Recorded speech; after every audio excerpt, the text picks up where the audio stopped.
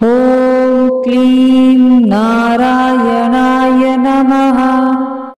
ॐ क्लीं नारायणाय नमः।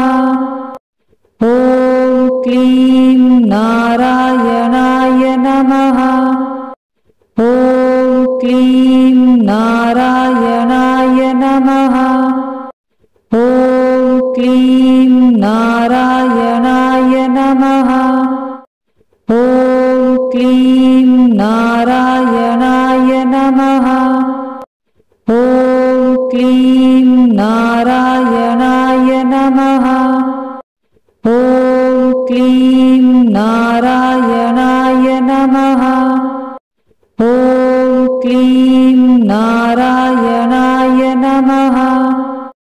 ॐ क्लीं नारायणाय नमः। ॐ क्लीं नारायणाय नमः। ॐ क्लीं नारायणाय नमः। ॐ क्लीं नारायणाय नमः। इस मंत्र में ओम ब्रह्म स्वरूप है। क्लीं एक काम बीज है जो आकर्षण और ऊर्जा का प्रतीक है। नारायण यानी भगवान विष्णु सृष्टि के पालन करता।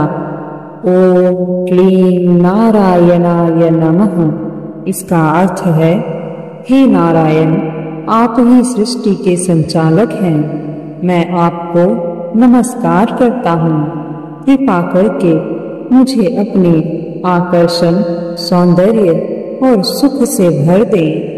इस मंत्र का नियमित जाप करने से जीवन में सुख, शांति और समृद्धि आती है। मानसिक तनाव दूर होता है और आत्मबल बढ़ता है। यह मंत्र आकर्षण, प्रेम और पारिवारिक सौहार्द को भी बढ़ाता है।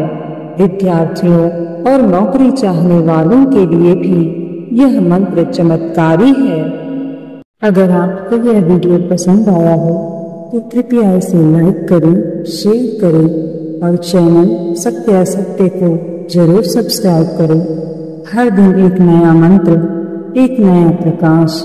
जय श्री हरि।